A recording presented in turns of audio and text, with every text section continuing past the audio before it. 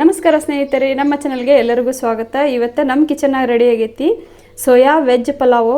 ಮಸ್ತ್ ಟೇಸ್ಟಾಗಿ ಬರ್ತೈತಿ. ನೀವು ಮಾರ್ನಿಂಗ್ ಬ್ರೇಕ್ಫಾಸ್ಟಿಗಾದರೂ ತೊಗೋಬೋದು, ಆಫ್ಟರ್ನೂನ್ ಲಂಚ್ಗಾದರೂ ಮಾಡ್ಬೋದು, ಇಲ್ಲ ನೈಟ್ ಡಿನ್ನರ್ಗಾದರೂ ಮಾಡ್ಬೋದು. ಎಲ್ಲ ಟೈಮಿಗೂ ಸೆಟ್ ಆಗ್ತೈತಿ ನೋಡ್ರಿ. ಟೇಸ್ಟ್ ಮಾತ್ರ ಮಸ್ತ್ ಬರ್ತೈತಿ, ಹೆಲ್ತಿಗೂ ಭಾಳ ಚಲೋ. ಎಲ್ಲ ವೆಜಿಟೇಬಲ್ಸ್ ಹಾಕಿ ಮಾಡಿರ್ತೀವಿ. ಸಣ್ಣ ಮಕ್ಕಳದು ವೆಜಿಟೇಬಲ್ಸ್ ತಿನ್ನೋಕೆ ಇಷ್ಟ ಮಾಡಂಗಿಲ್ಲಲ್ಲ, ಈ ಟೈಪ್ ನೀವು ಪಲಾವ್ ಒಳಗಡೆ ಹಾಕಿ ಮಾಡಿದ್ರೆ ಭಾಳ ಇಷ್ಟ ಮಾಡಿ ತಿಂತಾರೆ ನೋಡ್ರಿ. ಸೋಯಾಬೀನು ಹೆಲ್ತಿಗೆ ಭಾಳ ಚಲೋ. ಈ ರೆಸಿಪಿ ನೀವು ಖಂಡಿತವಾಗಿ ಒಂದ್ಸರಿ ಟ್ರೈ ಮಾಡ್ರಿ, ನಿಮಗೂ ಖಂಡಿತವಾಗಿ ಇಷ್ಟ ಆಗ್ತೈತಿ.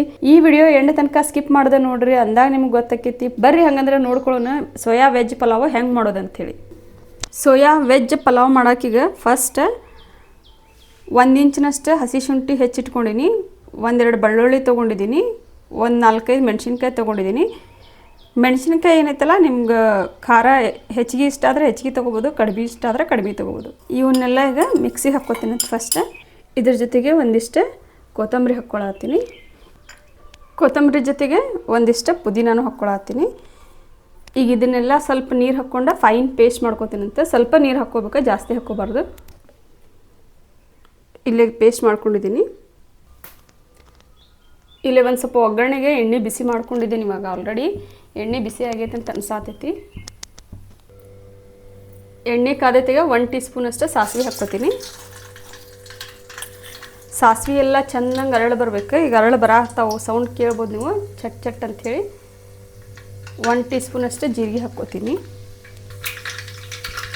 ಒಂದಿಷ್ಟು ಕರಿಬೇವು, ಒಂದು ದೊಡ್ಡ ಉಳ್ಳಾಗಡ್ಡಿ ಹೆಚ್ಚಿಟ್ಕೊಂಡಿದ್ದೀನಿ, ಉಳ್ಳಾಗಡ್ಡಿ,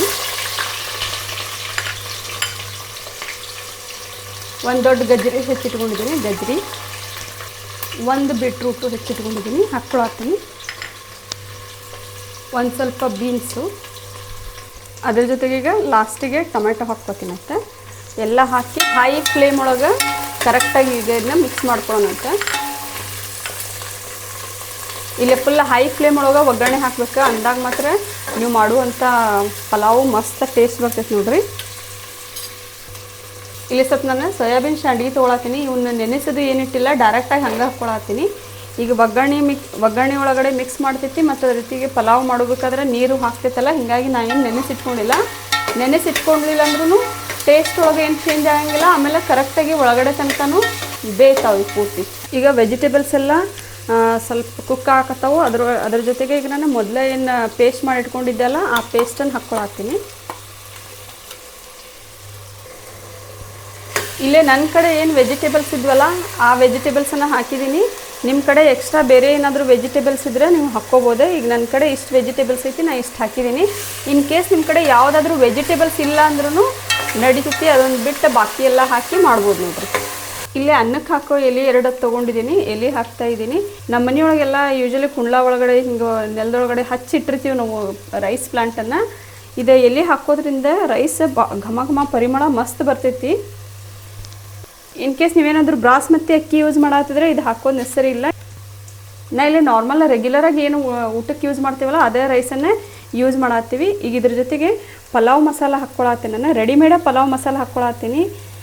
ಯೂಶ್ವಲಿ ನಾನು ಮಾಡಿಟ್ಕೊಂಡಿದ್ದು ಖಾಲಿ ಆಗೈತಿ, ಅದಕ್ಕಂಥೇಳಿ ಈಗ ಪಾಕೆಟ್ ಪಲಾವ್ ಮಸಾಲ ಹಾಕಿದ್ದೀನಿ.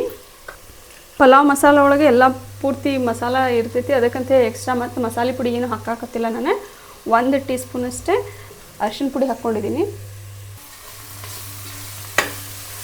ಇವಾಗ ನಡಕ್ ಈ ಟೈಪ್ ಮಿಕ್ಸ್ ಮಾಡ್ಕೋತಾ ಇರೋಣ, ಇಲ್ಲಾಂದ್ರೆ ಒಗ್ಗರಣೆ ಹೊತ್ತಿ ಬಿಡ್ತೈತಿ ಪೂರ್ತಿ. ವಾವ್, ನೋಡಕ್ಕೆ ಎಷ್ಟು ಮಸ್ತ್ ಕಾಣತೈತಿ ನೋಡ್ರಿ. ಪಲಾವ್ ರೆಡಿ ಆದ್ಬಳಕ ಇನ್ನೂ ಮಸ್ತ್ ಅನಿಸ್ತೈತಿ. ಇಲ್ಲೇ 2 ಟೀ ಸ್ಪೂನ್ ಅಷ್ಟು ಉಪ್ಪನ್ನು ಹಾಕ್ಕೊಳತ್ತೀನಿ. ರುಚಿಗೆ ತಕ್ಕಷ್ಟು ನೀವು ನೋಡ್ಕೊಂಡು ಹಾಕ್ಕೋಬೋದು. ಇಲ್ಲೇ ನಾನು ಒಂದು 500 ಗ್ರಾಮ್ ಅಂದರೆ ಅರ್ಧ kg ಅಕ್ಕಿದೆ ಸೋಯಾ ಪಲಾವ್ ಮಾಡತ್ತೀನಿ. ನಾನು 2 ಟೀ ಸ್ಪೂನ್ ಅಷ್ಟು ಹಾಕ್ಕೊಂಡಿದ್ದೀನಿ. ನೀವು ಹೆಚ್ಚು ಕಡಿಮೆ ನೋಡಿಕೊಂಡು ಉಪ್ಪನ್ನು ಟೇಸ್ಟ್ ಪ್ರಕಾರ ಹಾಕ್ಕೋಬೋದು.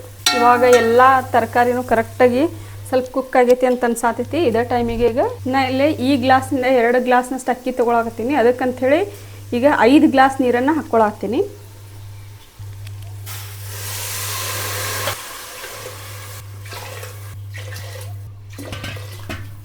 ಇದು ಫುಲ್ ಒಂದು ಕುದೀತ ಬರೋ ತನಕನೂ ಈಗ ಬಿಡ್ತೇನಂತೆ.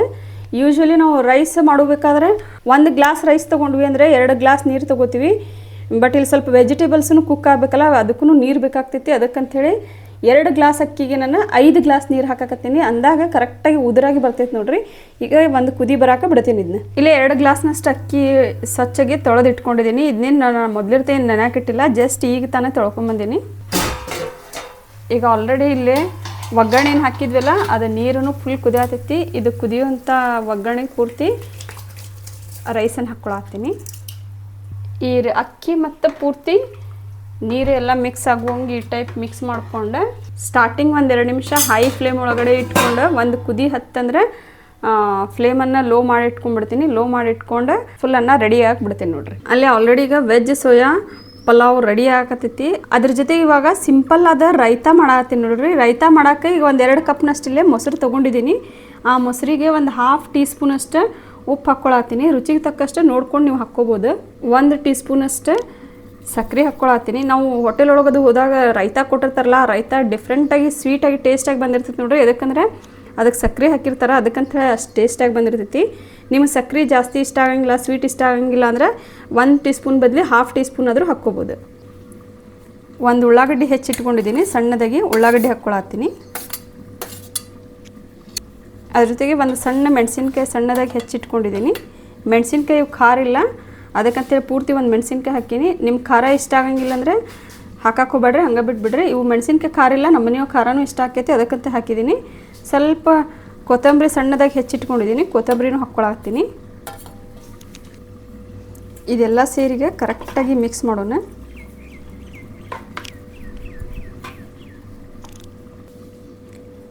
ಇಲ್ಲಿ ನೋಡ್ರಿ ಸೋಯಾ ವೆಜ್ ಪಲಾವ್ ಜೊತೆಗೆ ತಿನ್ನಕ್ಕೆ ಟೇಸ್ಟಿ ಆದ ರೈತಾ ರೆಡಿ ಆತ. ಇನ್ನೇನು ರೈಸ್ನು ರೆಡಿ ಆಗ್ತೈತಿ, ಕುದಿಯತೈತಿ ಈಗ ರೈಸ್. ಇವಾಗ ಇಲ್ಲಿ ರೈಸ್ ಆಗ್ಯದನಂತೆ ಚೆಕ್ ಮಾಡೋಣ. ಇನ್ನೂ ರೈಸ್ ಆಗಿಲ್ಲ, 1 ಟೈಮ್ ಈ ಟೈಪ್ ಮಿಕ್ಸ್ ಮಾಡ್ಕೊಳ್ಳೋಣಂತ ರೈಸ್. ಕೆಳಗಡೆ ಸ್ವಲ್ಪ ನೀರು ಐತಿನ್ನ, ಅಷ್ಟೇ ನೀರಿಗೇನೆ ಕರೆಕ್ಟಾಗಿ ಬೆಂದ್ಕೋತೈತಿ ರೈಸ್. ಚೆಕ್ ಮಾಡೋಣಂತ. ಇನ್ನೊಂದು ಸ್ವಲ್ಪ ಬೆಂದ್ಕೋಬೇಕು. ಈಗ ಬಾಯಿ ಮುಚ್ಚಿ ಇಟ್ಬಿಡ್ತೀನಿ ಇದನ್ನ. ಇವಾಗ ಒಂದು 10 ಮಿನಿಟ್ಸ್ ಲೋ ಫ್ಲೇಮ್ ಒಳಗಡೆ ಇಟ್ಕೊಂಡು ನಾನು ರೈಸನ್ನು ಬೇಯಿಸಿದ್ದೀನಿ. ವಾವ್, ಕರೆಕ್ಟಾಗಿ ಬಂದೈತಿ ನೋಡ್ರಿ, ಎಷ್ಟು ಮಸ್ತ್ ಬಂದೈತಿ,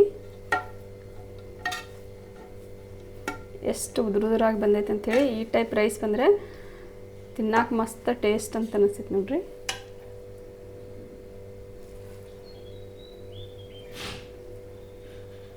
ವಾವ್,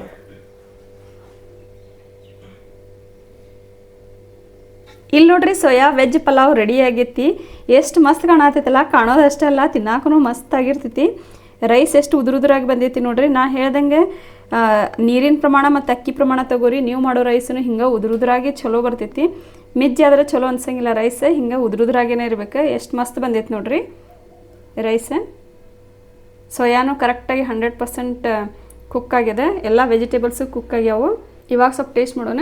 ಇಲ್ಲಿ ಸೋಯಾ ವೆಜ್ ಪಲಾವ್ ಜೊತೆಗೆ ರೈತಾ ಇದ್ರೆ ಭಾಳ ಟೇಸ್ಟ್ ಅಂತ ಅನಿಸ್ತೈತಿ. ಇಲ್ಲಿ ರೈತಾನು ನಾ ಮಾಡಿಟ್ಟಿನಿ. ಈ ವಿಡಿಯೋಗೆ ರೈತಾನು ಹೆಂಗೆ ಮಾಡೋದು ಅಂಥೇಳಿ ಈಸಿಯಾಗಿ ಜಸ್ಟ್ 1 ಮಿನಿಟ್ ಒಳಗೆ ರೈತಾ ರೆಡಿ ಆಕೈತಿ. ನೀವೇನು ಹೆಚ್ಚಿಗೆ ಇದು ಮಾಡೋದು ಬೇಡ. ಇವಾಗ ಟೇಸ್ಟ್ ಮಾಡೋಣ. ವಾವ್, ಸಖತ್ ಟೇಸ್ಟ್ ಬಂದೈತೆ ನೋಡ್ರಿ. ಈ ರೆಸಿಪಿ ನೀವು ಖಂಡಿತವಾಗಿ ಟ್ರೈ ಮಾಡಿರಿ, ನಿಮಗೂ ಇಷ್ಟ ಆಕೈತಿ. ಧನ್ಯವಾದಗಳು.